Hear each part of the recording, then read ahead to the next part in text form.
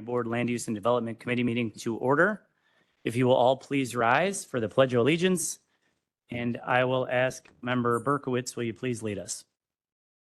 I pledge allegiance to the flag of the United States of America and to the republic for which it stands, one nation under God, indivisible, with liberty and justice for all. Thank you, everybody. Don, will you please call the roll? Morning. Frankie Pretzel. Here? Julie Berkowitz. Katie Dean Schlattman. Raquel Mitchell. Sherry Newquist. Sherry Williams. And Joe Van Dyne. Present. Thank you. We do have a quorum. Okay, first up on the agenda is approval of the minutes. I'm looking for a motion and a second for approval of minutes of September 10th, 2024. We have a motion. We have a second. Any discussion? Okay, Dawn, please call the roll. Frankie Pretzel. Yes. Berkowitz. Yes. Katie Schlattman. Yes. Mitchell. Yes. Sherry Newquist. Yes. Sherry Williams. Yes. And Joe Van Dyne. Yes. Okay, motion carries. Thank you. First up under new business, number 1, ordinance amending the Will County, Illinois zoning ordinance adopted and approved for zoning case ZC 24050, Trust 21631 dated January 13th, 2024.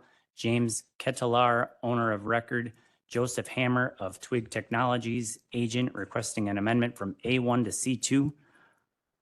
A1/C2 to I1 for PIN number 1605163000290000 and 1605163000120000 in Homer Township, commonly known as vacant property east of 14928 West 159th along South Cedar Road in Homer Glen, County Board District Number 4. The applicant is unable to be here first thing in this meeting. They are going to be here later. They've requested that we possibly move this to last in the agenda to give them time to finish up their other meeting. So with that said, if I could have a motion to move number 1 to last on the agenda. We have a motion. We have a second. Is there any discussion on this? Okay. Previous roll. Previous roll. All in favor? Aye. Aye. Any opposed to moving this? Okay, motion carries. We're gonna come back to that one. So now number 1 on the agenda, ordinance amending the Will County, Illinois zoning ordinance adopted and approved for zoning case ZC 24055. Rafael Martinez, owner of record, requesting a map amendment from R1 to E2, a variance for animal units from 3 to 6, a variance for animal confinement setback from 50 feet to 30 feet, and a variance for maximum accessory building area from 3,000 square feet to 3,200 square feet. PIN number 14120140100200000, located in Manhattan Township, commonly known as 23532 South Shear Road, Frankfort, Illinois, County Board District Number 2. Can I get a motion and a second? Motion, Dean Schlattman. We have a motion and a second, and I will turn this over to Margie for a little bit more information. Thank you, Mr. Chair. So zoning case ZC 24055 is requesting a map amendment from R1 to E2.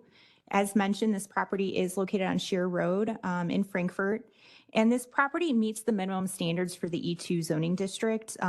It is 3.13 acres and it meets the minimum lot frontage requirements with 220 feet of frontage. Typically E2 is a minimum of 2.4 acres and 180 feet of frontage. This property is Lot 2 in the Marshall subdivision, which was platted in 1975. Back at that time, the county did not have an E2 zoning district. They either had an R1 zoning district or the larger rural agricultural zoning district was the A2 district, which required a minimum frontage of 300 feet. So since the property did not meet the A2 standards at that time, they rezoned to R1 for the subdivision.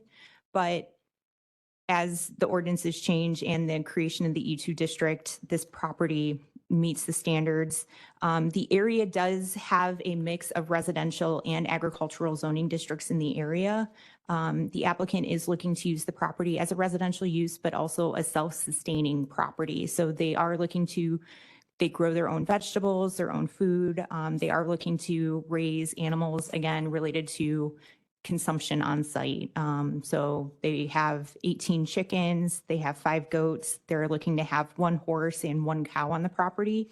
They were requesting variances related to animal units, the animal confinement setback along the rear property line, which is the west side, and a variance for accessory building area. The variances were approved at the Planning and Zoning Commission meeting last month.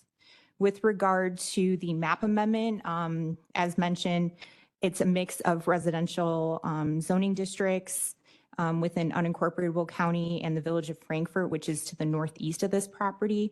This property actually falls into the boundary agreement of the village of Manhattan jurisdiction between village of Frankfurt and New Lenox, which is also in close proximity to this property. But based on the boundary agreements, it's the village of Manhattan that would have any say regarding their extraterritorial jurisdictional review. But the village limits are not within 1.5 miles. So they were not notified of this request. The township is supportive of the rezoning request. And in terms of map amendment standards, it would be considered in conformance with our land resource management plan based on it would technically not conform to our land resource management plan because the density is actually less dense than what we would consider for this area. But in terms of the overall use of the property, a recess score was not calculated. And within the village limits, this area or this property would be appropriate based on their comprehensive plan. There is some feedback.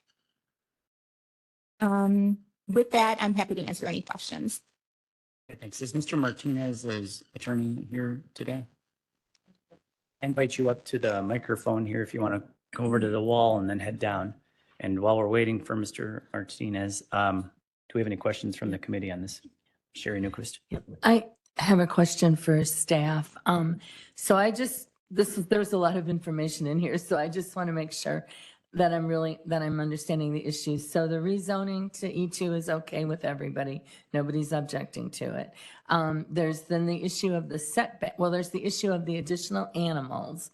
And it doesn't sound like anyone's commented on that, correct? Not the neighbors, not. The neighbor to the rear who's most impacted wrote a letter of support. For this. That was for the setback. That was for the setback. But I mean, not the cow and the extra sheep and everything. Right, Or so- goats, I'm sorry. No, to answer your question, the E2 district would allow farm animals by right. You could have, a cow, a horse, but Right. it is tied to the size of the property. So the property being 3 acres is equivalent to 3 animal units. Right, so that's why they would need the variance because they Correct. have 6 animal units or whatever.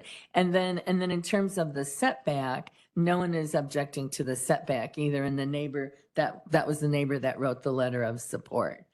Correct. I mean, there were some concerns from the neighbor to the south that was made at the township meeting that heard this request, but at the Planning and Zoning Commission, there was no issues. Nobody came forward objecting to those setbacks.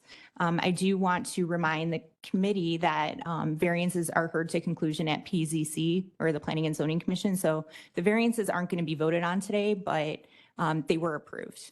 Okay, and then the other question was the issue of the size. So it was 200 square feet over the maximum allowable for the outbuildings or accessory buildings, rather. That is correct. And that only applies to basically the buildings used for storage. If they're used for animal confinement, the E2 district, you don't include those as total accessories. So they are allowed to exceed with animal confinement. So is the only thing we're voting on today from going from R1 to E2?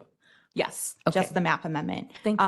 I do want to point out, though, if the map amendment does not get approved, the variances would not be approved, essentially, because they go hand in hand, essentially. Okay. You want to introduce yourself? Make sure your microphone's turned on first, please. I'm sorry.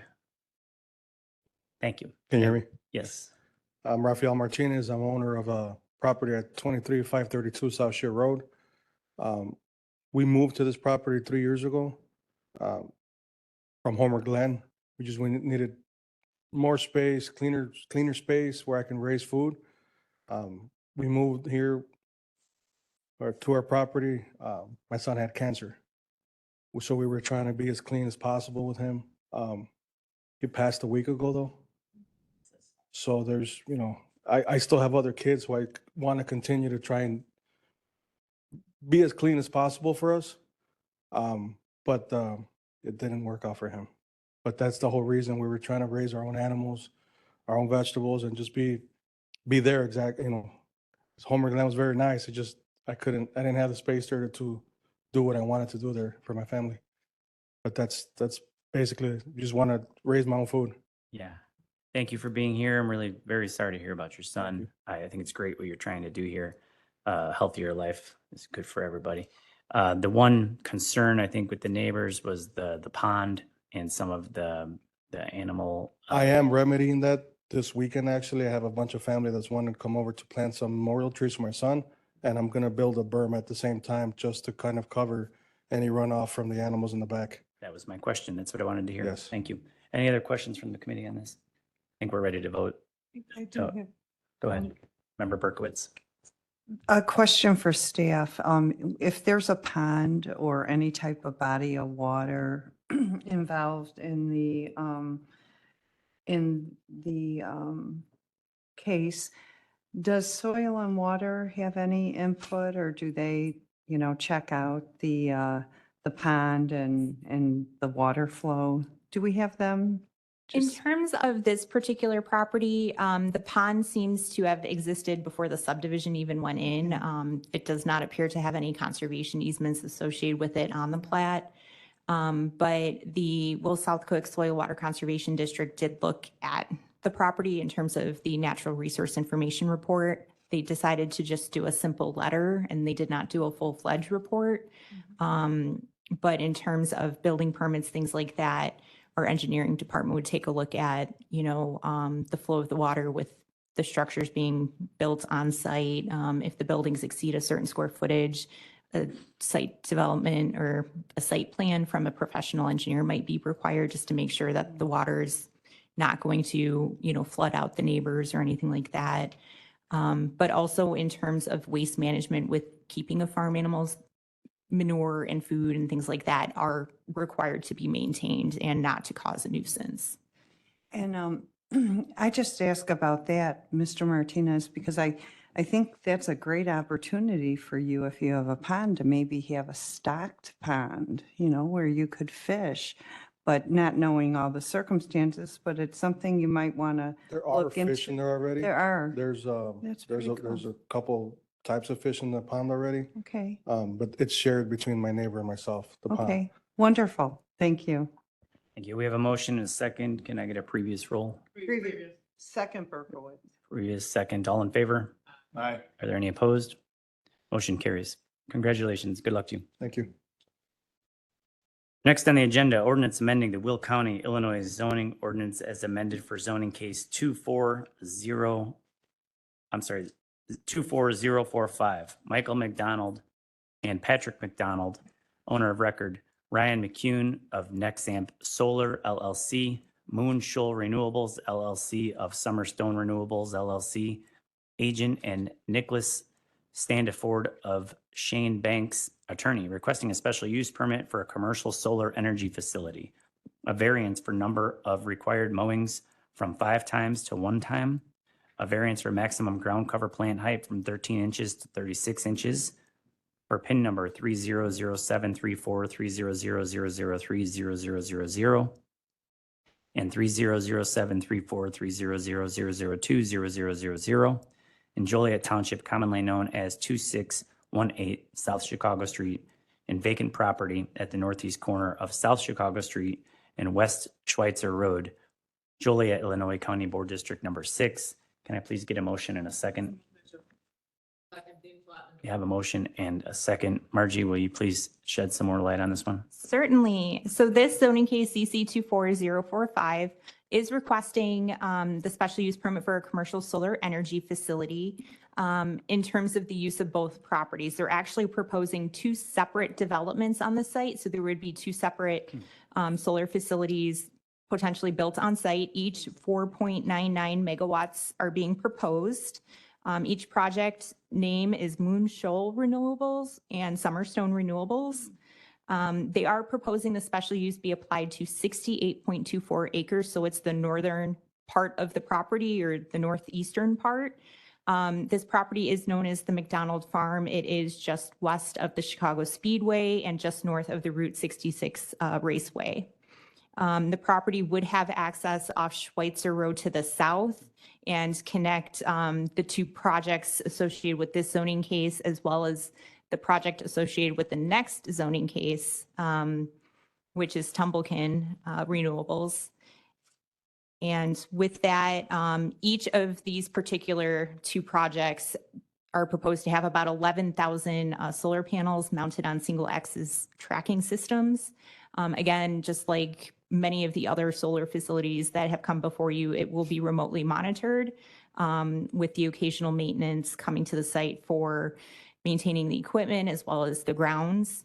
They are proposing native pollinators under the panels and around the exterior, and they are proposing landscaping in terms of shrubs and trees along Chicago Street to the west. Aside from that, the Planning and Zoning Commission recommended approval, one abstention, and the two variances for ground cover plant height and the number of mowings also was approved, or both were approved with one abstention. And I'm happy to answer any questions. Thanks, Margie. I invite the applicant down to the microphone if they're here. Looks like the attorney's here. Oh, yep, come on down. And then do we have any questions from the committee while we're waiting for them to set up? Is anybody able to open A and B? Because it tells me they're corrupted. Will you please introduce yourself? Thank you for being here. Absolutely. Thank you, Marguerite. Can you hear me? Yes. Thank you to the Will County Land Use and Development Committee. Really appreciate your time. I'm Liza Sheps with Nexamp Solar. I'm joined today by Nick Santaford, our counsel, of Shane Banks, Carl Broberg of Stantec, our civil engineering partner, and Rick Kavanaugh, attorney for the landowners, the McDonald brothers. I know solar is not an unfamiliar use to this board, so just very briefly want to introduce Nexamp, who we are and what we do. Nexamp was founded in 2007 by two U.S. Army veterans who came back from tours in the Middle East with a plan to reduce America's dependence on foreign resources by way of domestically produced energy. We've since grown to have a nationwide presence and a focus in solar. Now one of the largest community solar developers, owners, and operators in the country, with a headquarters in Chicago, Illinois. One really important distinction that I'd like to make about Nexamp is that we design, build, own, and operate our solar projects for the lifetime of the facility with our own operations and maintenance teams and asset management teams. So we're involved from everything from the permitting through construction, operations, all the way through decommissioning of the project.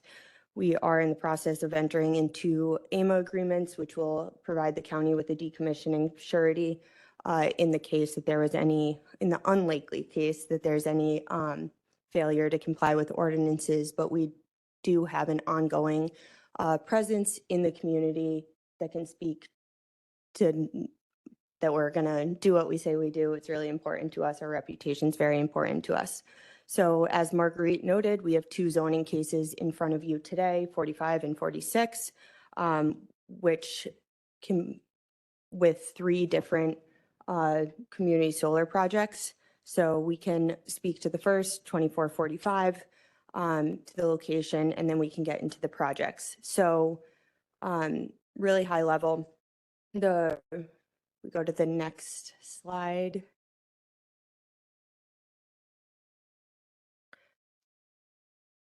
So here are the two locations. The first zoning case 45 is in the red with the zoning case 46 just north in orange. So locations pretty similar. They're adjacent parcels. So the surrounding, if we can go forward another 2 slides. Yeah, so here's the county zoning.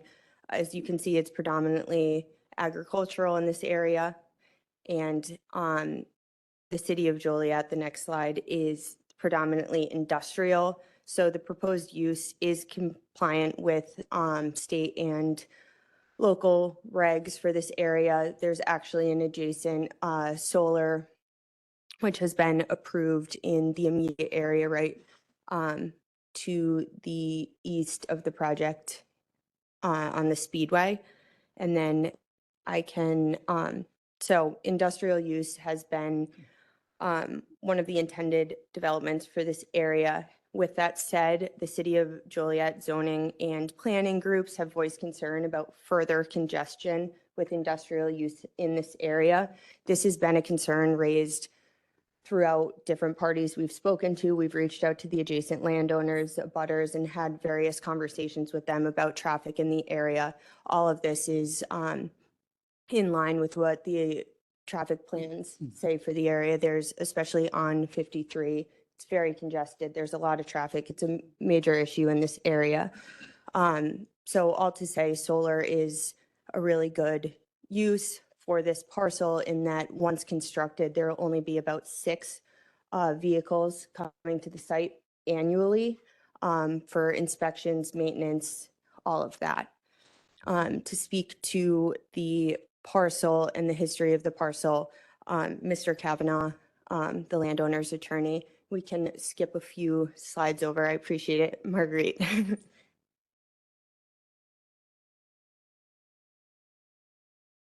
Thank you. My name is Richard Kavanaugh. I'm an attorney with KGG LLC, offices at 111 North Ottawa Street in Joliet. I have represented Patrick and Michael McDonald for probably more than 20 years. In fact, roughly 20 years ago, we came before this committee, the Planning and Zoning Commission and the County Board, and got a special use permit for mobile homes, et cetera, for dates when the racetrack was open.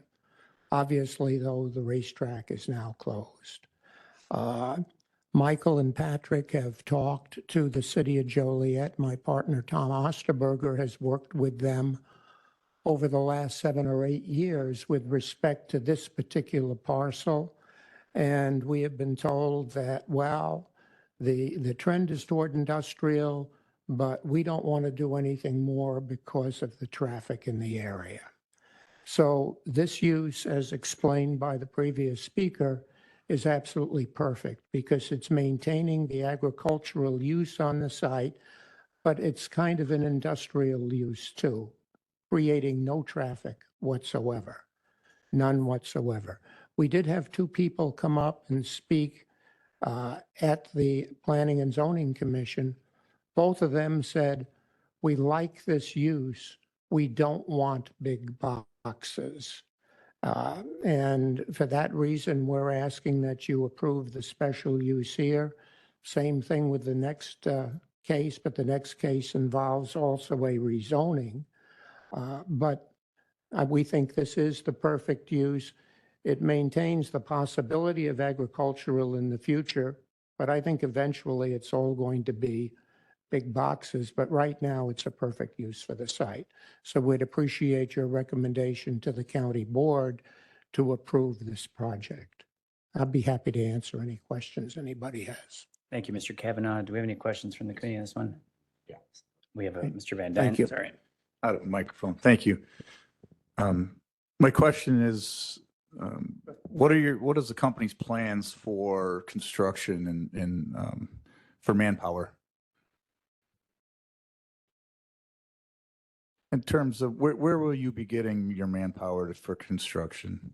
So we have a few different policies and procedures. We do have our own construction management group at Nexamp. We do try to hire local construction consultants and contractors. There are a few specialty items here, especially with the racking and the wiring of such, that we do have to bring in specific contractors through those vendors that we work with. But otherwise, we have a very large construction team that facilitates that and does use local construction consultants. How many construction workers do you anticipate being on the project between both projects during construction? So it's typically a sequence of construction, first the road, then, erosion and sediment control measures are typically placed first. Then it goes through the road and different things like that. I know, do you know exactly our civil consultant? Hi, I'm Carl Broberg with Stantec Consulting. Generally, the number we estimate on this is about 50 contractors at any point in time during the construction of the process. And how many will be how many would be local out of the 50 estimate? Well, based on what Liza had said and what I've seen on other Nexamp sites, with the construction management team being a couple, 2 or 3 individuals, the remaining would be local contractors for the most part. Thank you. Thank you.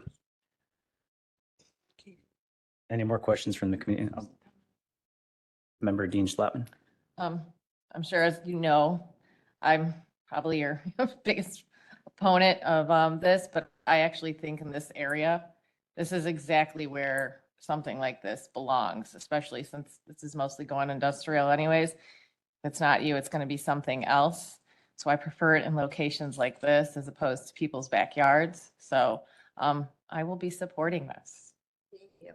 I think I just saw a pig fly by. Yeah.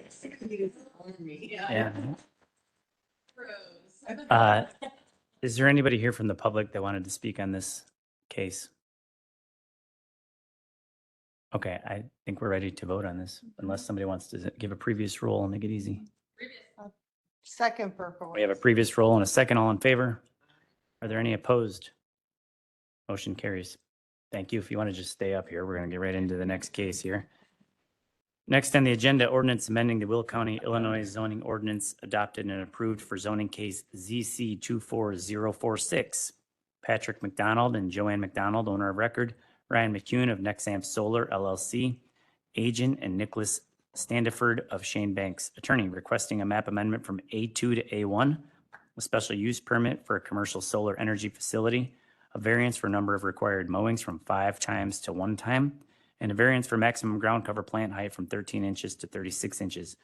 PIN number 3007341010030000, 3007341010040000, and 3007341010140000. Joliet Township, commonly known as 116 Zip Road, Joliet, Illinois County Board District Number 2. Can I get a motion and a second, please? Okay, we have a motion and a second. Maybe a previous roll? Second, Berkowitz. We have a previous roll, a second. All in favor? Aye. Any opposed? Motion carries. Thank you. Did you? We need 2 votes because we're rezoning from A2, which is a grandfathered zoning classification, A1, Okay. and then the special use. Okay, got it. So we just voted on the map amendment from A2 to A1, 7-0. And now can I get a motion and a second for a special use permit for, we have a motion, a second, previous, I'll second. a second, all in favor? Any opposed? Okay, so the special use permit has also carried. Thank you. Thank you. Good luck to you guys. Next on the agenda, ordinance amending the Will County, Illinois zoning ordinance as amended for zoning case ZC 24049. James M. Powell, owner of record, requesting a map amendment from C6 to A1, a variance for lot frontage from 300 feet to 0 feet, and a variance for a minimum street setback from the center line of the road from 100 feet to 60 feet. PIN number 2315243000360000 and 2315243000370000. 2315243000380000 and 2315243000390000 in Crete Township, commonly known as vacant property on South Rinker Road, Crete, Illinois, County Board District Number 3. I need a motion and a second. Okay, we have a motion and a second. And Ashlyn, will you please fill us in on the rest of this case? Yeah, so the applicant is requesting a rezone 4 parcels from the C6 to the A1 zoning district to build a residential home on one of the southern lots.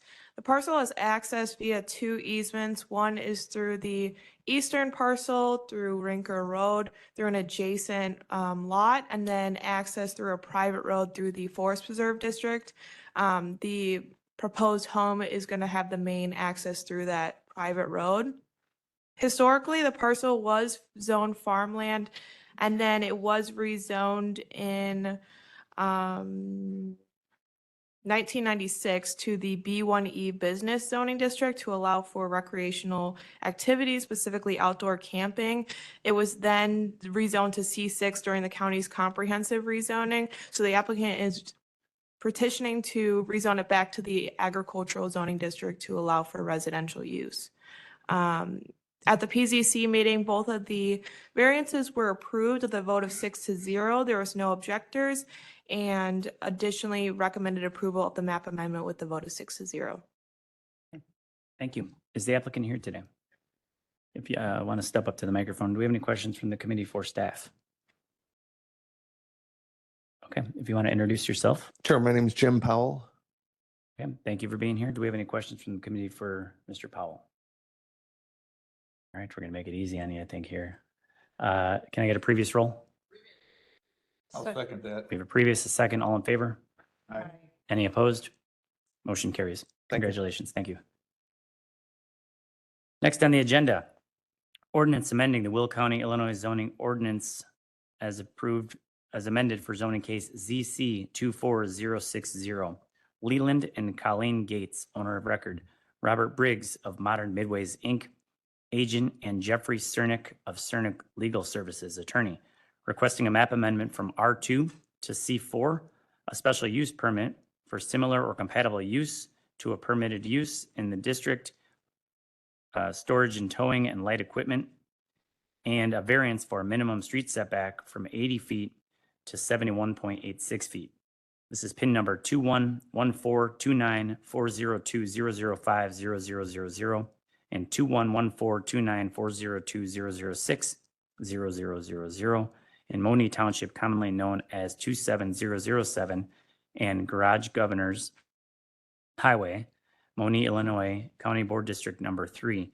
I'm going to need a motion and a second on this, but there are 2 different votes going to happen here. So this is for the map amendment. I need a motion and a second for the map amendment from R2 to C4. So move Mitchell, second Dean Schlotman. Okay, we have a motion and a second, and then Margie, will you please fill in blanks on this one? Oh, sorry. This one's actually going to be me as well. All right. So for this case, they are requesting a map amendment for the R2 portion of the property, which is in the east portion of the lot, to rezone to the C4 zoning district, to have the entire parcel as one zoning district. Historically, the properties were originally split zoned B1E, which is business and farming. On March 23rd, 1978, a portion of the properties were rezoned to the B1C business zoning district to allow for an auto repair shop on the property. During the comprehensive rezoning in 1978, the properties were further rezoned to the C4 and R2 zoning districts, therefore creating a split zone lot.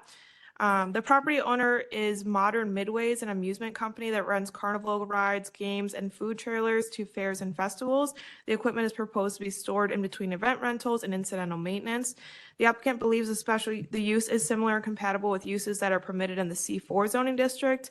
Of the agencies notified, no one objected. Staff did send out a memo including an update of EcoCat, concluding that adverse effects are unlikely. At the PZC meeting on October 1st, the board voted to approve the variance and recommended approval for the map amendment and the special use permit with the 3 conditions with a vote of 6-0. And staff is also recommending approval of both requests. Okay, thank you, Ashlyn.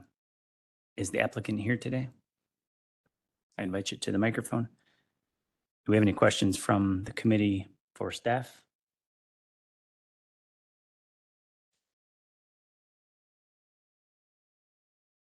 Good morning.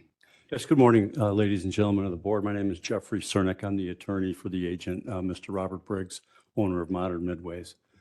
I can answer any Yeah, questions. keep reading here. Do we have any questions for him from the committee here? No? All right, we're in a good mood today. Looking Okay. for a previous role.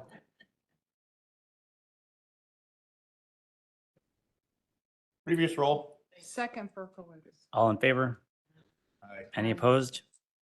Okay, motion for the map amendment carries. I now need a motion, I'm sorry, a motion and a second for the special use permit. I'll move. We have a motion and a second. Any questions, any discussion? Maybe a previous role? Previous row, Berkowitz. We have a previous role, a second. All in favor? Aye. Any opposed? Motion carries. Thank you. Thank you. Good morning. All right, next on the agenda. Ordinance amending the Will County, Illinois zoning ordinance as amended for zoning case ZC 24070. Opera LLC, owner of record. And tenant of Benton Plaza LLC. Pascarella, Michael Pascarella of Wenland and Associates agent and Michael Pascarella of Wenland and Associates attorney requesting a special use permit for a wine bar, PIN number 1909124090030000 in Frankfort Township, commonly known as 7238 West Benton Drive, Frankfort, Illinois, County Board District Number 4. I need a motion and a second. Motion, Berkowitz. I have a motion. I have a second. And Kelly, would you like to, Ashlyn, would you like to take this one? And then, right, so for this case, I do want to point out that one of the owners of the property is a Will County land use employee. Additionally, the applicant is requesting a special use permit to operate a wine bar, also intending to have video gaming on site. The applicant will be required to submit a liquor license application with the Will County Liquor Commissioner collaborating with the County Board District to request an increase in the number of liquor license available in the desired liquor category.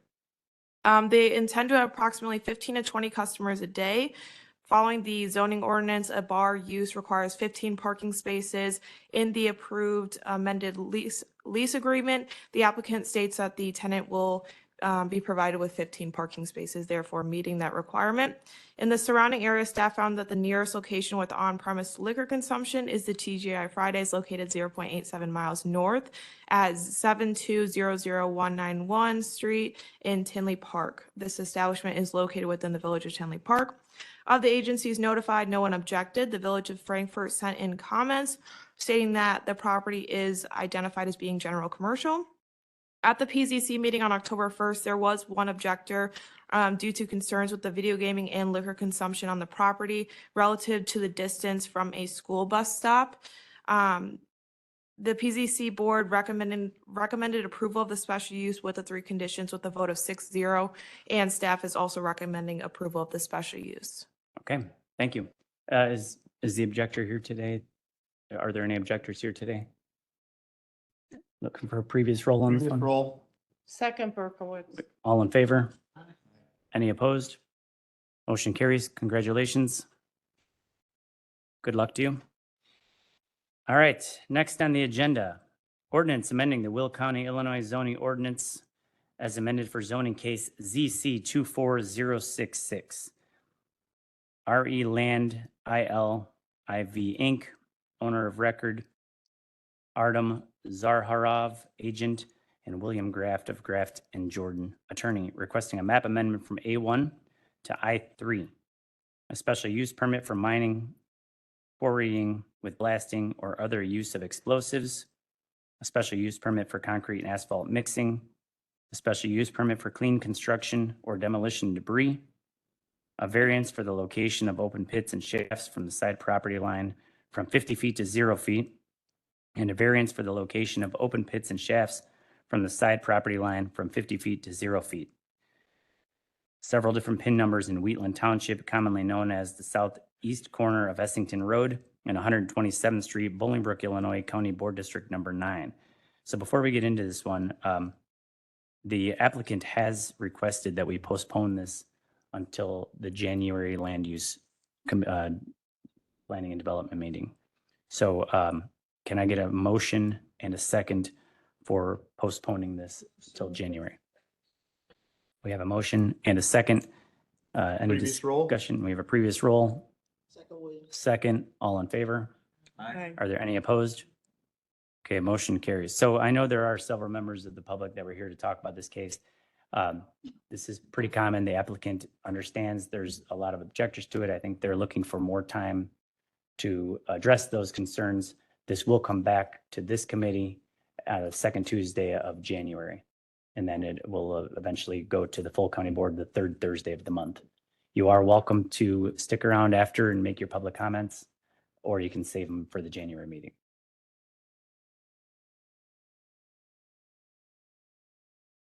No, there will be an opportunity at the end of the meeting for public comment. It's no longer on the agenda today, so we're going to save it for then, but you can still make your comments. Okay, thank you. All right, so we're going back to the first item on the agenda. Number 1, ordinance amending the Will County, Illinois zoning ordinance as amended for zoning case ZC 24050, Trust 21631, dated January 13th, 2024, care of James Ketelar, owner of record. Joseph Hammer of Twig Technologies, agent, requesting a map amendment from A1 to C2 for, A1/C2 to I1 for PIN number 1605163000290000 and 1605163000120000. Homer Township, commonly known as vacant property east of 14928 West 159th Street along South Cedar Road, Homer Glen, Illinois, County Board District Number 4. Can I get a motion and a second to put this on the floor? Second. Motion Van Dyne, second Berkowitz. And then RG, do you want to fill in the blanks? on I this? can summarize this briefly. The applicant is here too. I want to point that out. So zoning case ZC 24050, again, takes place in Homer Township.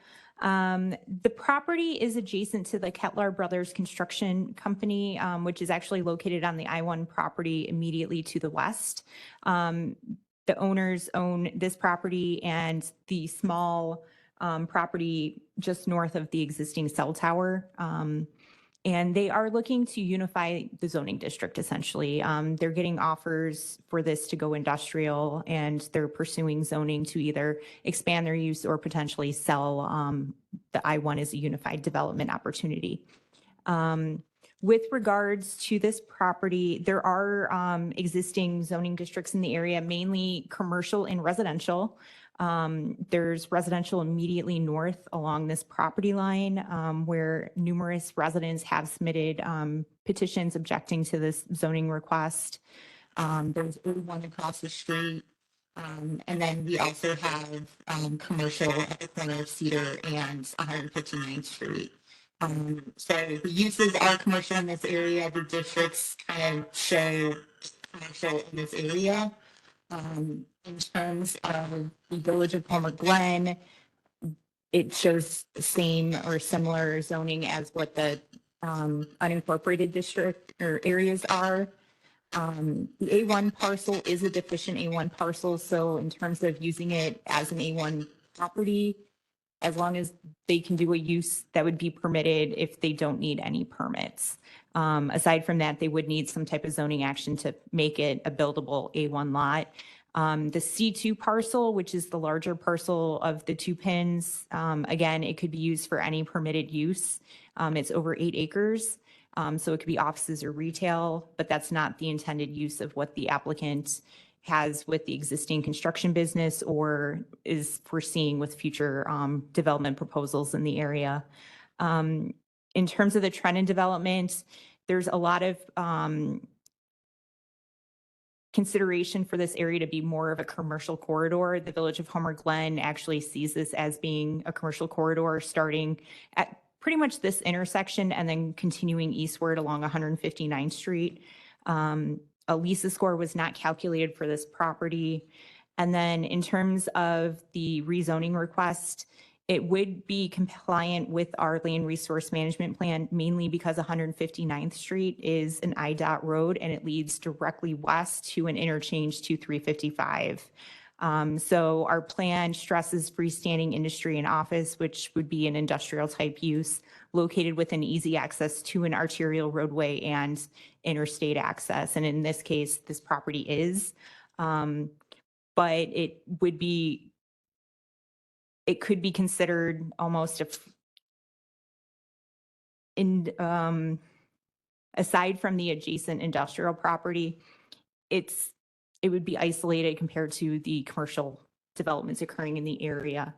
And with that, staff did receive an objection from Homer Township objecting to the zoning request. We've had numerous petitions from residents in the area immediately with the subdivision to the north, as well as throughout Homer Township, objecting to this request. And we also received a valid legal objection from the Village of Homer Glen objecting to this request, which actually triggers the 3/4 supermajority vote at County Board for the map amendments. Planning and Zoning denied this request at last month's meeting, and I'm happy to answer any questions. Okay, thanks, Margie. Do we have questions from, go ahead, Member Newquist. So is the primary reason why staff is recommending denial because of the commercial nature? Correct. Okay. This corridor, industrial uses are too intense for the residential nature and kind of what is envisioned for this area. There's been a lot of, with the comprehensive plan from Homer Glen kind of targeting more commercial.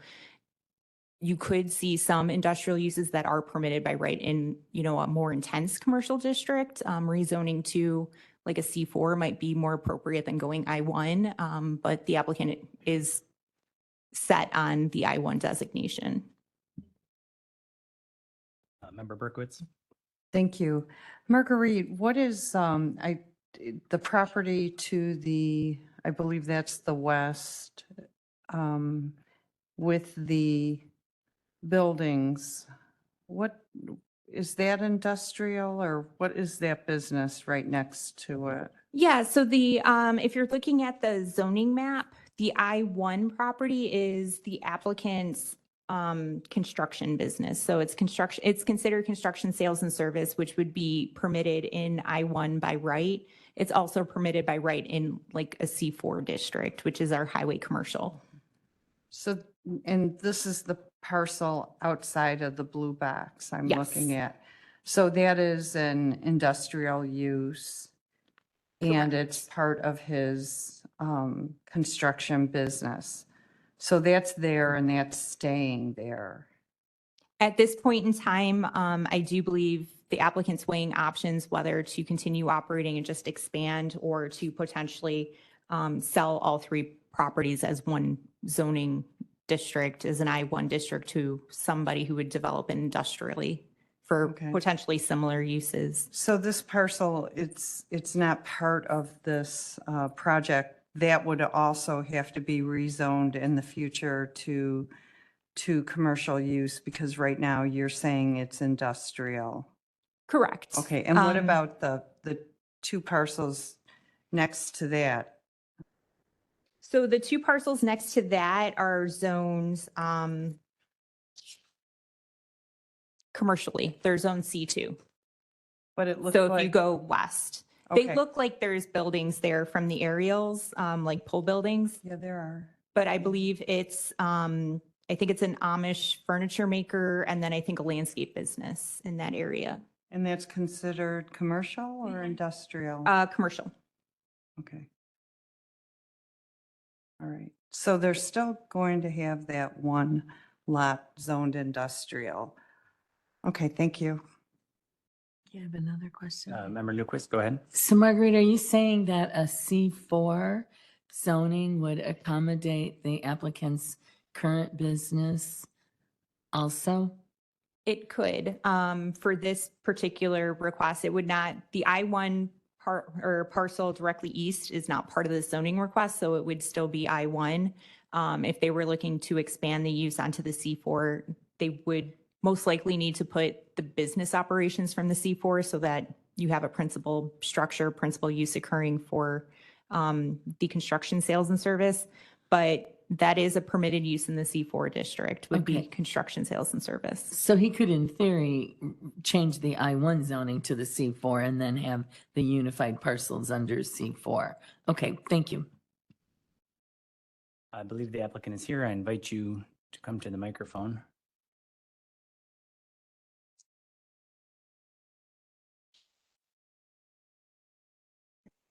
Yeah, go ahead, Member Berkowitz. But Marguerite, you're saying it's being rezoned to C4, but the documentation says C2. Is there a difference? So it's currently, the larger parcel, it's about 8 acres, is currently zone C2, which is our local commercial zoning district. What I was referencing with regards to C4 is a highway commercial district. It would be appropriate for a commercial corridor. But also if the use is intended to be, similar to construction sales and service, that is a permitted use in that district. They would just have to amend their request from I-1 to C4. Thank you. Thank you. You want to introduce yourself? Sure. Joseph Hammer, Twig Technologies, Surveying and Engineering. Okay, thank you for being here. Do we have any questions from the committee? Mr. Hammer? Okay, any other discussion here? Member Mitchell? I just wanted to know why the insistence on the industrial designation as opposed to the business or commercial designation? We've been approached by people who are interested in developing the property under the industrial zoning. By unifying that, the current owner could either expand his property, his business, or sell to another developer. We believe a lot of the objection that we heard from the residents could be resolved by actually developing the property, by unifying it and actually developing it within the codes of the county and preparing the property with the appropriate setbacks and screening from the residential area. We also see that the property is very much suited for industrial, one, because it's right on a state highway and has immediate access to 355.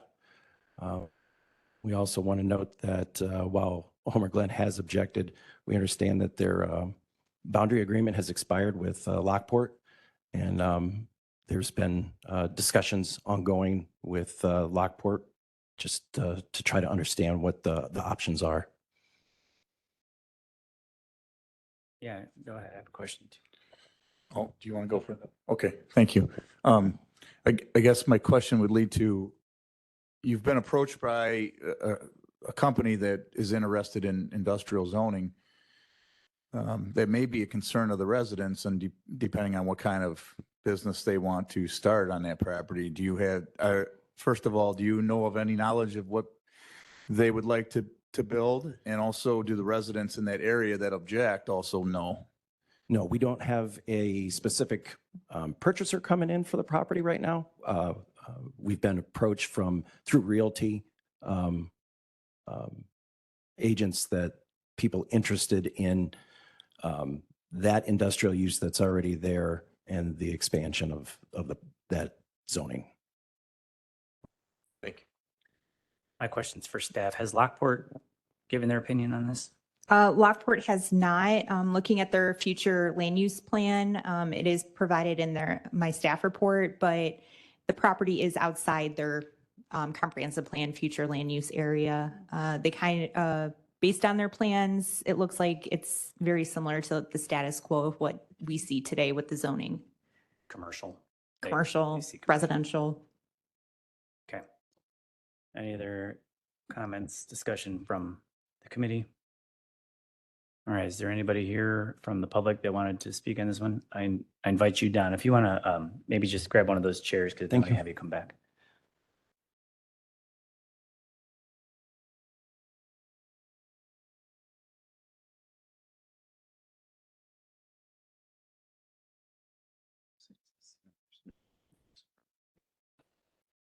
They do have a legal objection though. Yeah, it's not updated. Came in late. Hello, my Hi. name is Chris Kowalski. I live at 14945 Glencrest Lane. I'm right behind Mr. Cutler's property that he's trying to rezone to the industrial. Here's pictures that we have from our properties, what he has on his lots with the garbage. It's just nasty.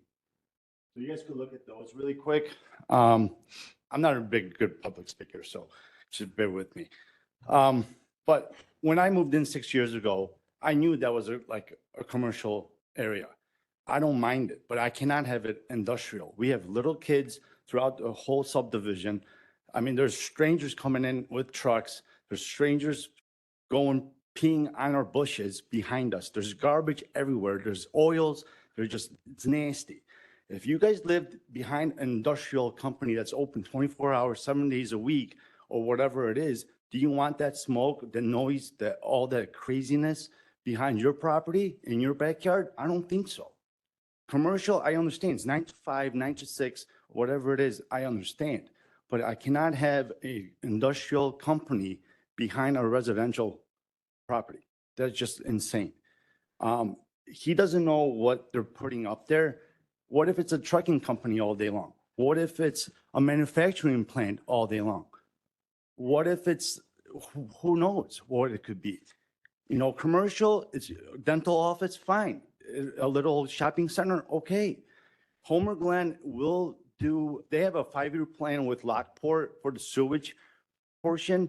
They are redoing that for Homer Glen. They have a plan in place to do that. So if that stays commercial, they will build commercial properties on that land, just not industrial, please. Thank you. Thank you. Marguerite, is the department aware of the garbage issue? Have you had a complaint filed on There- this parcel? On the adjacent property, there is an open violation. I think the last comments the inspector had were waiting for the Jersey blocks that are located basically along the shared property line with the subject property of this zoning case to be moved so that the trucks cannot encroach onto the C2 property at this point. So what are Jersey blocks? Jersey blocks are the big concrete blocks, typically used in, like you see them on the freeway to separate the two lanes of traffic. But it's just one way to kind of keep the trucks on the existing I-1 district. But did they address the garbage? Is that resolved? Is it cleaned up? Is it resolved? I believe in terms of the complaints with garbage, if they went out and saw it cleaned up, they would have, closed out that violation. So we But I don't would know, though. encourage, correct. I do not Okay, know at this so point. we don't know if it's been brought under compliance. And the other issue is, it says on their urine bottles, I know for a fact from talking to residents or businesses in the industrial parks in my district, that usually indicates that people are spending extended times in those trucks, possibly sleeping there. Do we address that? I mean, does the county go out there? I don't know that we would ever want people sleeping in trucks in these areas. I mean, in terms of if the trucks on the property are more of a trucking establishment where the spaces are rented out to long haul truck drivers where they do park their vehicles, they might sleep in their vehicles. That use would require a special use permit. In terms of our, I think, open violation, we did not get any complaints for that, is my understanding with that. But if we did receive a complaint, our inspectors would go out and investigate what the uses were. If they found that it was related to construction, sales, and service, they would close out the violation because it's a permitted use. But if the inspector went out and they saw the garbage and the garbage, we have a picture of the garbage that has this, the inspector should have seen that.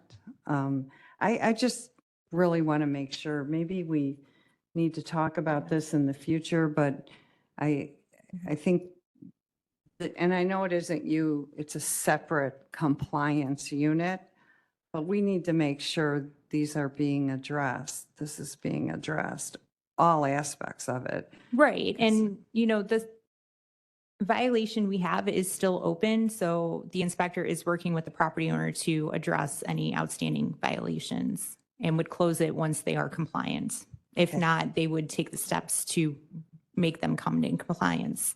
Okay, thank you. Marguerite, when we talk about compliance, there seems to be some 3 or 4 properties here that are in question. And I'm going to throw some questions at you and hopefully you can keep up. The compliance issues are on which property? The industrial parcel as we speak now? Correct. Okay. There are no violations to my understanding with the 2 that are being requested for the map amendment with Okay. this zoning case. And we, you know, at times we do get handed photographs and, you know, in order to fact check, I want to know where these photographs were taken. Was there permission to go on a certain property to take these photos? We have to know that. Can I invite the gentleman up for a second? Sorry. It's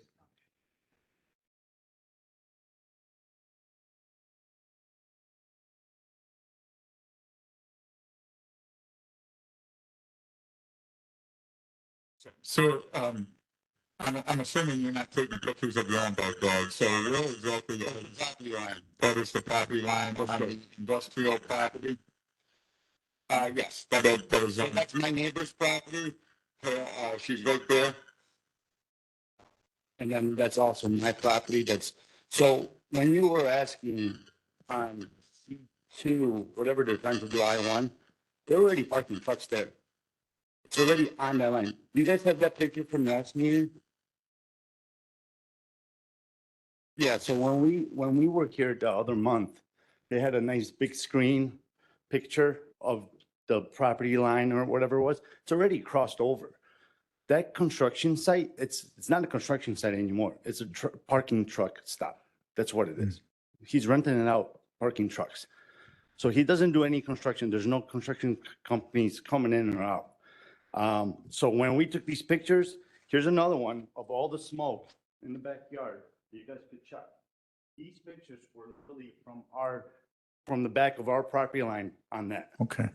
Well, as far as I'm concerned, if we have a violation on an I-1 property and then the same owner wants to convert C2 to I-1, I'm not willing to do that until we can at least be in compliant with the first property. So I'm going to be a no. Thank you. Thank you, Member Van Dyne. And I believe we have one more. Were you here to talk on this? Yes. Okay, go ahead and introduce yourself first. Hello, please. my name is Frank Reinhardt. I've been a resident of Cedar Glen for 37 years. I was involved in the transportation industry for 41 years, and for 22 of those years, I owned a drop yard in Romeoville. And everything that has been said so far is accurate. Drivers do sleep in their trucks. They either have their engine running or it's called an APU to give them power and heat so they can sleep in their trucks. The urine bottles and worse are a daily occurrence. I had a crew of guys cleaning up my yard. I had 160 trailers and semi-tractors in my yard. It was a constant battle to keep it clean. There's a place for everything in every town, and it's not in our backyard. My facility was located in a business park. I was regulated by Romeoville. We had an ordinance officer. We had to maintain our property, and nothing here has been maintained.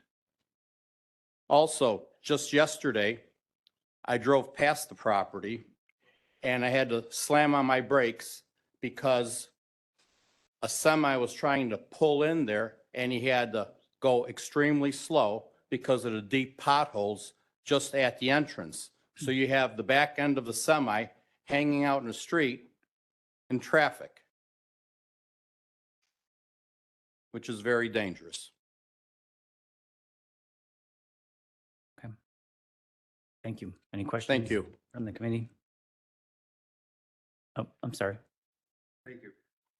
Good morning. My name is Joe Baber. I'm the village manager at Homer Glen. Last month at December 17th, Planning and Zoning Commission meeting, our mayor spoke regarding the desire for Homer Glen to deny the request for this rezoning of these properties located east of 149-28 159th Street. These properties do not align with our village's comprehensive plan. Village recently made a major investment on property to the west with plans for a wastewater treatment facility. Our plans for the 159th Street corridor are a mix of commercial and residential, not industrial. Homer Glen is investing in infrastructure to serve properties along 159th, and again, this rezoning request is inconsistent with our comp plan. I have also been in contact with the Will County Land Use Department regarding numerous ongoing property maintenance issues associated with this existing adjacent industrial zone properties. I visited this property last week from the neighboring properties, and the garbage violations have not been addressed. We ask that you please deny this industrial rezoning request. Thank you. Thank you. Okay, I think we're ready to vote on this one. Dawn, will you please call the roll? Frankie Kretzel, I'm a no. Julie Berkowitz, No. Katie Dean Schlotman. No. Cal Mitchell. No. Sherry Newquist. No. Sherry Williams. No. Joe Van Dyke. No. Motion fails. And just a reminder, those of you that are here for this case, it will go to the full board next Thursday. And because of the legal objection from the village of Homer Glen, it will require a 3/4 vote in the positive to pass. So thank you all for being here. That concludes new business. Next, we have other business. First up on the agenda, 2025 Will County Comprehensive Noxious Weed Work Plan. Colin.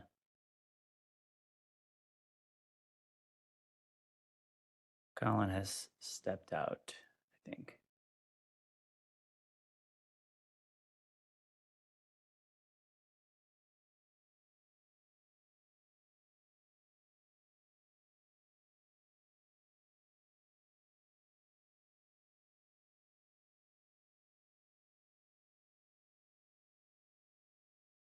We're moving much faster than we usually do.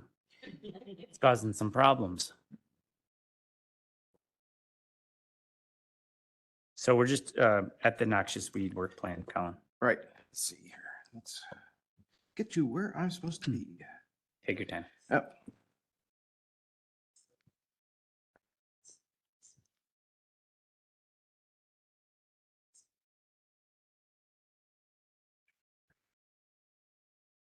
There we go.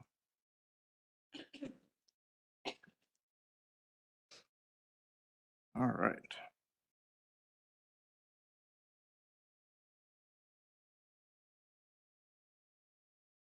All right, so annually, we need to update our noxious weed work plan. And today is that day. So for those that need a little background, the purpose of the Noxious Weed Act by Illinois State statute is to identify the noxious weeds, injurious to public health, livestock, so on and so forth, and then establish a coordinated program for control. This is the list of all the noxious weeds that are identified within the statute. Now, there is a difference between noxious weeds and the weed complaints that we get for people not mowing their lawn. These are noxious weeds that proliferate through the agricultural community, not These, you would not normally find these in someone's front yard. I certainly hope not. The two that are not part of the unincorporated portions of Will County are the giant ragweed and the common ragweed. Those are only considered noxious weeds within a municipality because of their allergen potential. The first part of the Noxious Weed Act is the administration. We are required by statute to perform those functions under administration. One, you need the action plan, which is the document that you have in your attachments. Then, after that plan has been adopted, we send out we publish a public notification, the list of those noxious weeds, the responsibility of the landowners, and the potential penalties. And then finally, there's a reporting of noxious weeds that occurs also annually, which I'll be starting later this month, where I contact all the municipal, township, park district, and highway departments to find out if they did any weed control of these noxious weeds.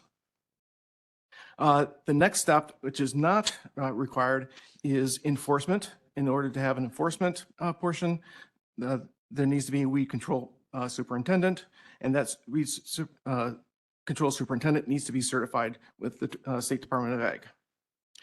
And funding could come from a specific noxious weed control fund or the general fund if the county so desires. Lastly, eradication. The weed superintendent would have to be licensed with the state of Illinois to handle the proper herbicides, and then do the eradication if the property owner fails to do so. Historically, Will County has only done the administration as required by statute, which is the plan that published of notification and the annual report. So the question is, for you would be, do we continue to utilize the land use department for that, or do you want to go with the weed superintendent and do the enforcement and eradication? Kellen, those additional are optional then? Correct. Enforcement and eradication. Okay. Yes. Well, I'm not for going any further. I think, I mean, weeds are, you're never going to win.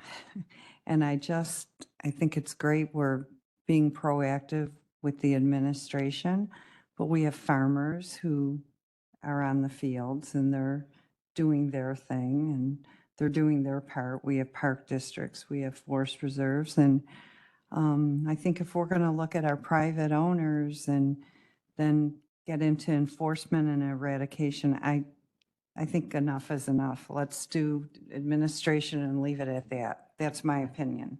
Thank you. I have a question, Frankie. Oh, yeah, Member Newquist, go ahead. Thank you. So Colin, I have an ongoing battle with thistles. I have no idea if any of my thistles fall into the noxious weed category. I haven't tried to identify them. I just swear at them and, pull them when I can. So let's just say that I, use my little plant app and I determine that my thistles fall into one of these noxious weed categories. What do I do as a homeowner? And I'm in a municipality. My recommendation would be to contact the master gardener at the State of Illinois Extension Office. And then what do they do? They will tell you what herbicides to use. Okay, then where does that leave us? Like, where's our responsibility in all of this? That, for us, nothing. It's just, if somehow or another that your weeds have been identified either by the township or your municipality or your road district, whoever it may be, and they tell you that you need to clean it up, then they will report that back to us. Okay, but only if we have some kind of ordinance that mandates, that elimination of these weeds. Okay, thank you. I wasn't clear on that. Yep. So Sherry, I've had an experience with thistle. I was buying the wrong bird seed. I love feeding my birds. And I was buying the wrong thistle and my yard was full of thistle. And then I learned there was a better seed and then you wouldn't have that problem. But in the meantime, I had thistle everywhere, everywhere. I just pulled it diligently. I did not use any herbicides. And when it was coming up, I would pull it. If it was too big, I'd use a little shovel, dig a little bit out. I have no issue with thistle anymore. So I think natural's better. I don't want to encourage people to use herbicides. But that's what you should do and you'll conquer. Okay, good discussion. Any other comments? Did you have more to say on that? Okay. As long as the committee agrees that we continue with the administration, I will submit the resolution accordingly. Okay, you don't need a motion? I'll need a motion to approve this work plan. Okay. We have a motion? Second, Newquist. All in favor? I think we need a roll. Okay. Vote. Does this go to the full board? Yes, yes, it does.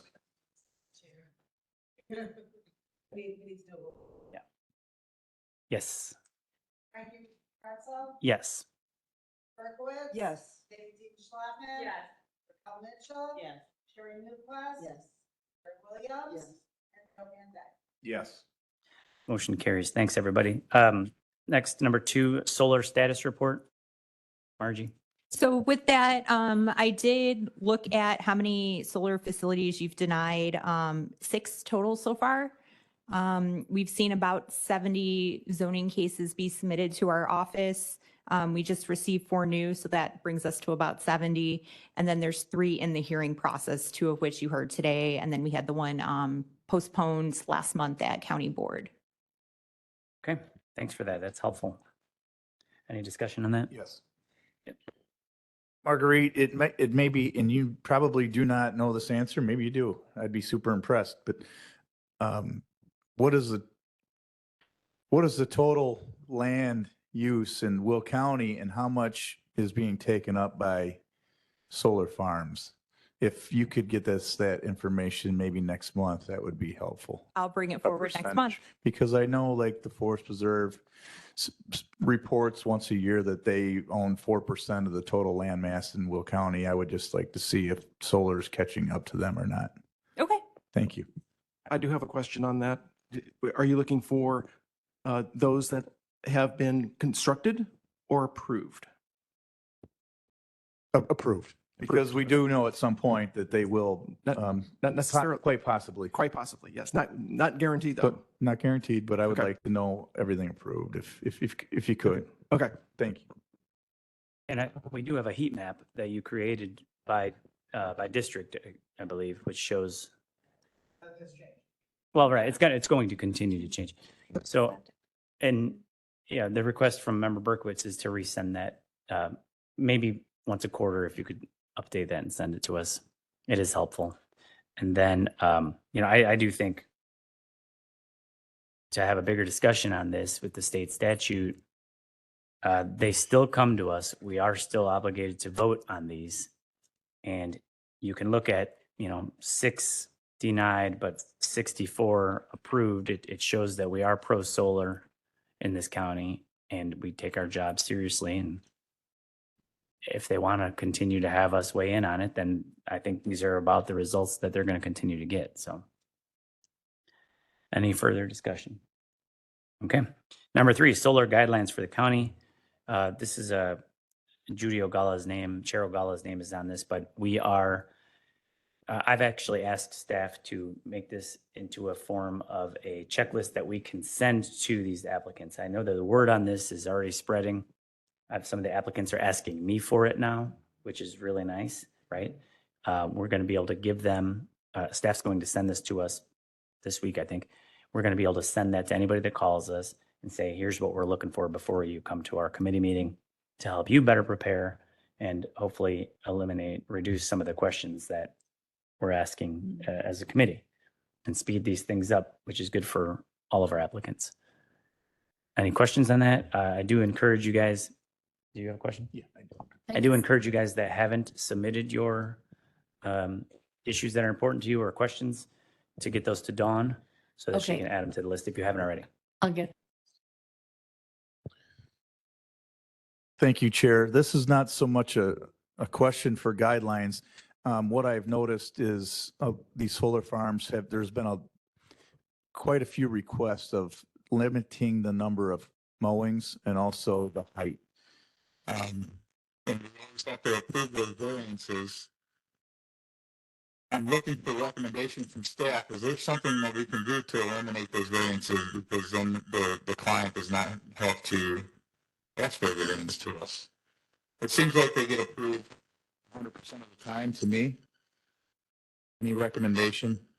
I mean, the number of mowings came to be when we updated our solar ordinance in August of 2022, and then the state passed their ordinance in January of 2023 to basically have to streamline these projects.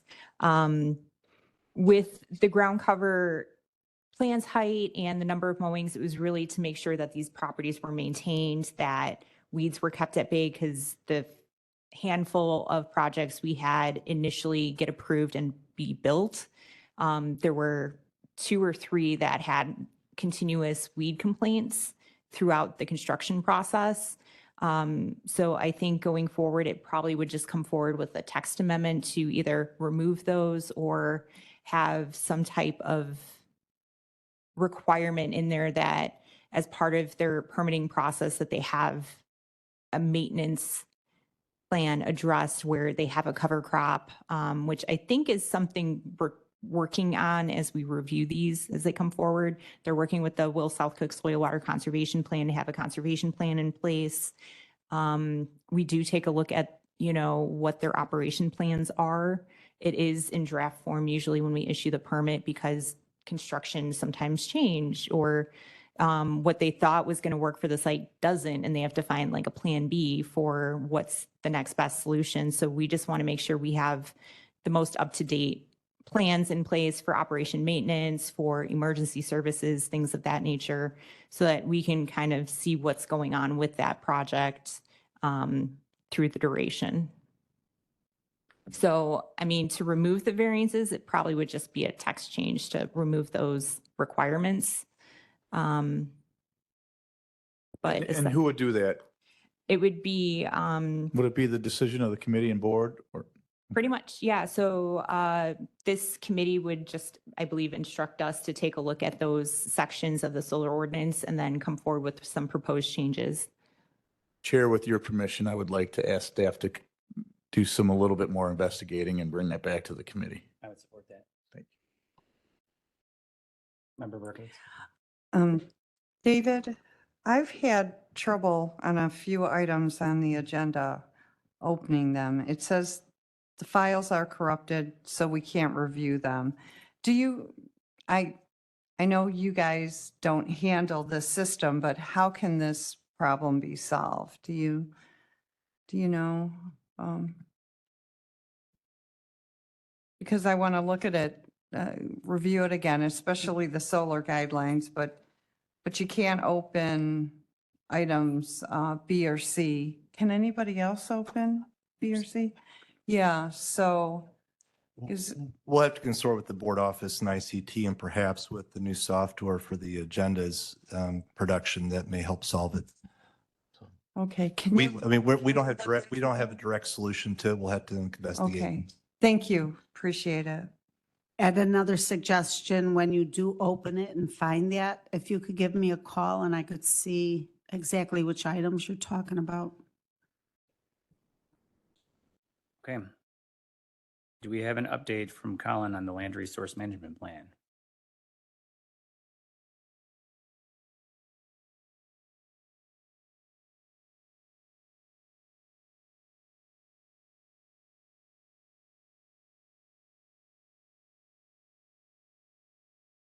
Sorry, Colin, do you have an update on the land resource management plan?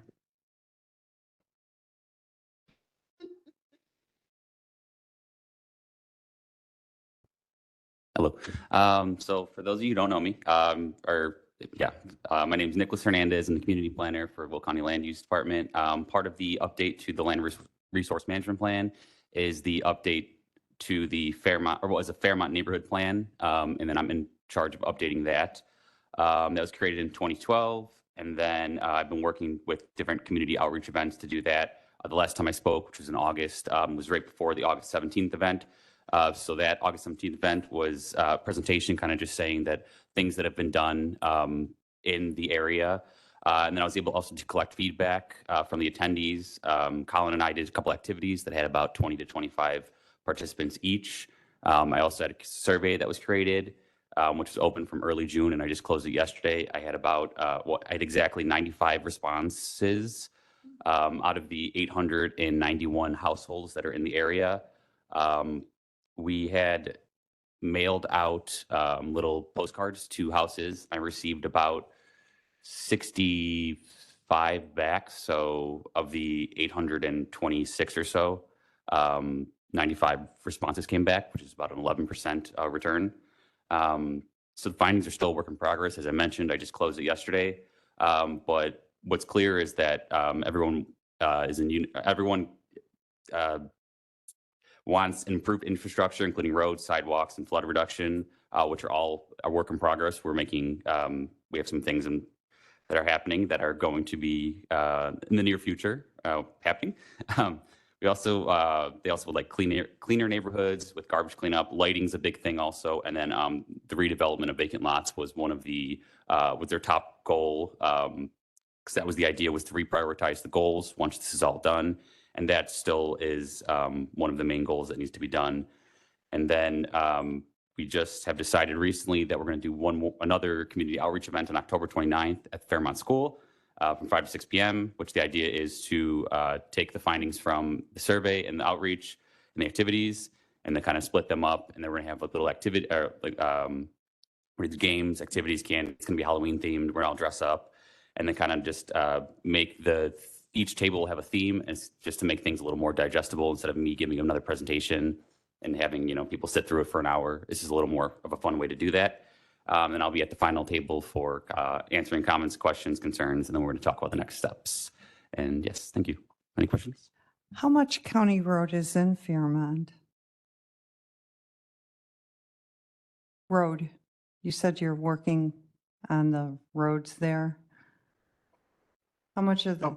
Oh, there's no county roads. It's all township roads, but we coordinate with the Township Highway Commissioner, primarily because we're also working on the drainage. So the two kind of have to go hand in hand. Okay. I just thought, like, in our township, the township handles drainage as well, not the county.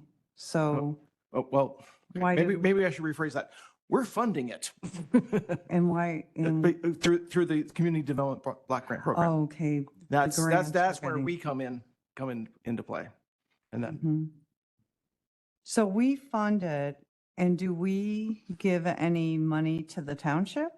yes. How it's- is that funded? No, the CDBG funds go to the township and we monitor their spending for the approved projects.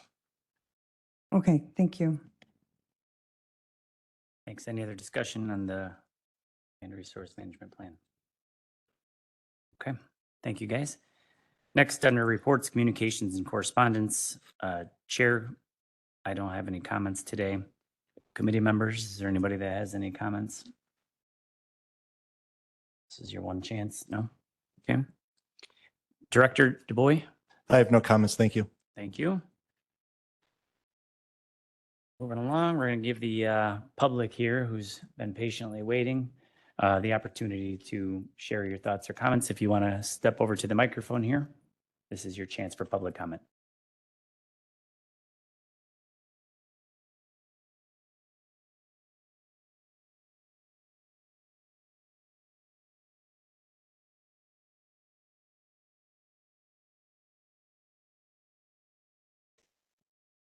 Before we start, just a reminder, this is public comment. It's not necessarily an opportunity for you to ask questions or anything like that, but thank you very much for being here. Okay, thank you. First off, I would just like to say I'm disappointed that we have the postponement, and we weren't aware of that. But I do ask that you vote no on this zoning change. Zoning change from agricultural to mining industrial has no place across the street from schools and residential properties.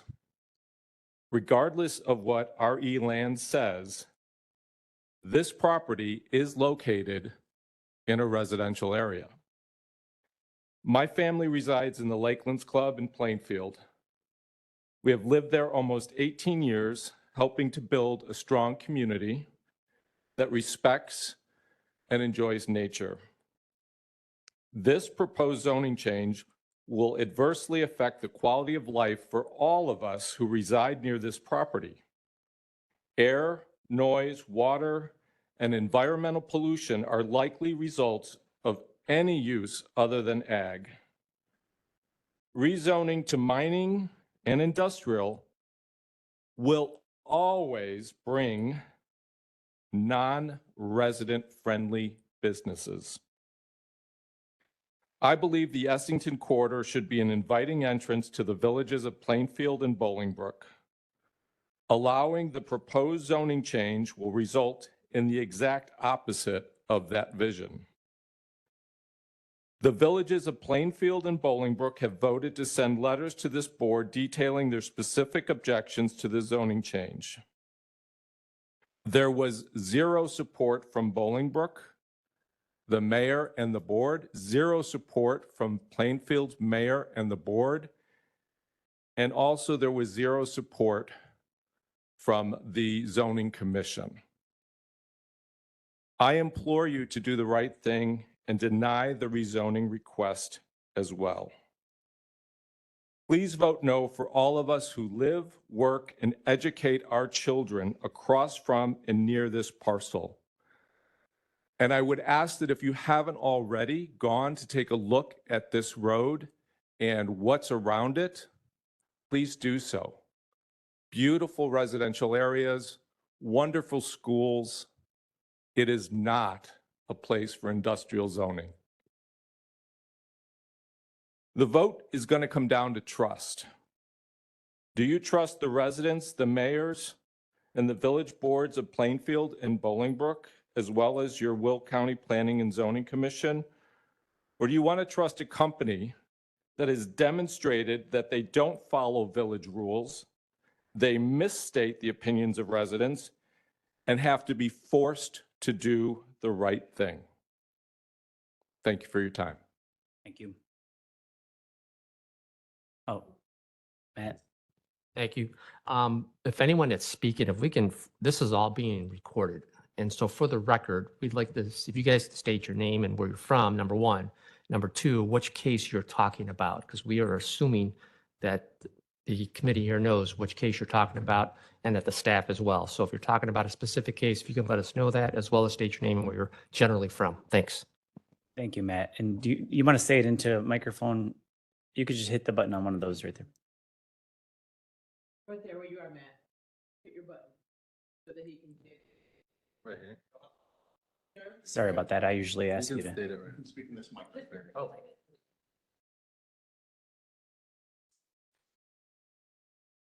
My name is Tim Duffin. I reside at 13237 South Lake Mary Drive, Plainfield, Illinois. And it's case ZC-24-066. Thank you again. Okay, go ahead and step up to the microphone here.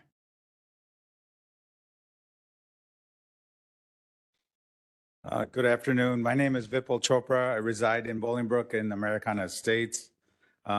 Case against the quarry. I don't know the exact number.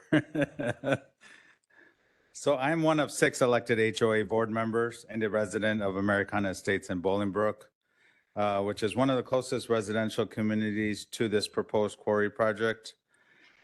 We as a community unanimously oppose this project as we hear and feel every current blast, and in many instances, neighbors have suffered damage to their homes. I even had a neighbor text me that she is willing to invite anyone from this project to come to her house during a blast to experience it for themselves. Had a few neighbors express that they would consider moving if this project went forward. Many of us work remotely from our homes daily or in a hybrid situation, so this definitely interferes with work and everyday life. In our community's eyes, we don't see anything good that would come out of this project. I have not even started to mention the schools in the area, loss in property values, overall safety, the wildlife, and the environment. So in summary, we unanimously object. Thank you for the opportunity to express our opinions, and we all are looking forward for your support in the opposition of this quarry project. Thank you. Thank you.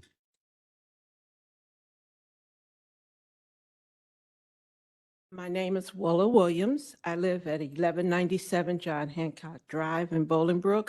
I'm a resident of Patriot Place. I moved in when there was construction. And so I lived through the construction, and of course there was dust. However, nothing compared to what I have been seeing in the last 2 years. I have to clean my registers on a regular basis. My doctor now has me on allergy medicine every day. I've never had to do that. I suffer from acute sinusitis, which leads to me having migraines. I am concerned for 2 reasons. For the air quality, number one. You can come to my house and you can see all the dirt on the registers.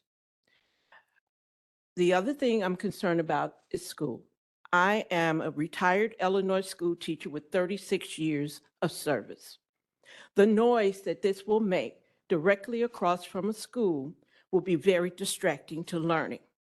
The dust that will be inhaled through the ventilation system of the school can also cause a lot of health problems. I ask that you vote this down because this is not good for our community nor for our children. Thank you.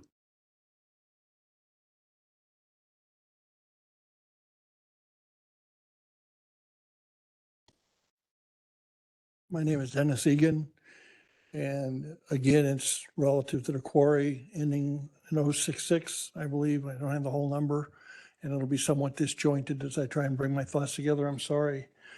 The other night, it was interesting that the owner consistently talked about the fact that this was not a residential area. If you'd have been here the other night, you'd have seen that every one of those chairs up there, an extra row of chairs were brought in and people were sitting on the stairs. We were all the residents that don't live there, according to the owner.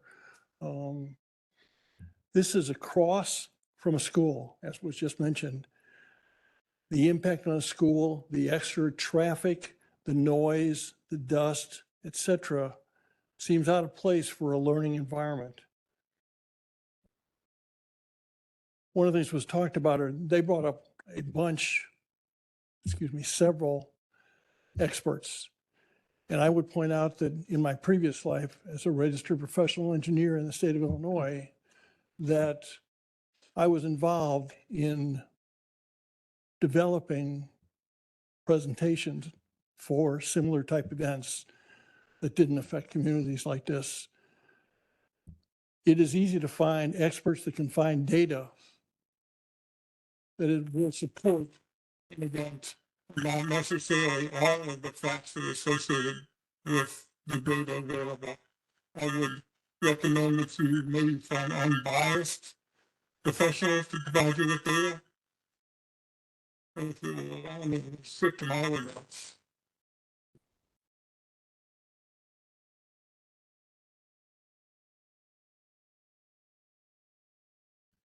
If they use the same handouts that they used last time, which they probably won't. I would like to point out that it was talked about trust. And one of the things that they did was they put their writing for each of their areas that they were pointing to, specifically over all the residences on their graph and on their visual, so that you couldn't see the residences. I think this is a trust issue. There have been many examples previously of them not paying attention to the local zoning and requirements put forth by Bolingbrook. that they previously ignored them. This is not a trustworthy environment or owner. And at least to date. So I ask that you please protect us. That's what I'm really asking for. I would appreciate that. Thank you very much. Thank you very much for being here. Margie, I have a question for you. So we are hearing some comments from members of the public that came to speak today about, please don't allow blasting. But at the same time, we hear there are currently multiple blasts per week. Can you explain to this committee and members of the public here today what they're allowed to do currently with if no changes were made on this property? Well, the existing quarry, it resides within the village of Bolingbrook, so everything that their operations are regulated by Bolingbrook. But it is an operational quarry. They have a CCDD permit on file, so they are doing clean construction and demolition debris, filling the quarry as they go, which is required by state. I believe they also have a concrete and asphalt mixing plant on the existing quarry. And then they do blast. I was on site with a site visit and they did blast when I was there. Based on what they told me in preparation, it takes about 3 days for them to make sure that the drilling is meeting the standards for the blast requirements. So it takes about a day or between 1 to 3 days to just make sure that the holes are drilled appropriately to the right size. They usually have to bring the drillers out again, which is a separate company than the blasting company. The blasting company would come in, inspect the holes to make sure that the design is appropriate. They, figure out the pattern. They'll come out the day of the explosion, bring the explosives that day, and then they would assemble it and then have the blasting in the afternoon. They blasted at about 1 o'clock when I was there. And then once that is there, they go through the procedures and then they basically do their quality control afterwards to make sure everything was detonated, there's no remnants, and the site's secure. So this board will hear this case now in January. If we voted no on all of the requests, they're still permitted to continue mining the quarry, making the controlled blasts, and really operating as they are today. It would be, within the village of Bolingbrook. I think it would just be once the quarry there's no more resources to mine, then the quarry is done. And I think they're looking for longevity of the area. So that's the request going unincorporated. I understand that. I just want to make sure that the members who are in opposition to this from the public understand that we're not going to be voting on whether they can continue to operate as a quarry or not. So, thank you. Go ahead. Yeah, I just wanted to, along those lines, this would be underground blasting that they would be doing, correct? They would be doing both on what would be before this commission and the county board. They're expanding the surface quarry, everything east of Lily Cache Creek, which runs through the property, and then go underground where they can, up to basically 127th and Essington, provided they meet the 200-foot setback requirement from the edge of the road. Thank you. My understanding on that is if approved, if allowed to begin underground mining, they would spend approximately the next 20 years setting that up before they're actually able to do the mining underground, which is the end goal. It's not something that would happen anytime in the near future. But other comments from the committee on that? Okay. With that said, I'm looking for a motion to adjourn. Second. Yeah. All in favor of adjourning? Aye. Any opposed? Okay, meeting is adjourned. The next meeting is scheduled for November 12th, right here, but we do have a special meeting on October 10th. I do apologize, but public comment is over. It's 10:30, same as this meeting.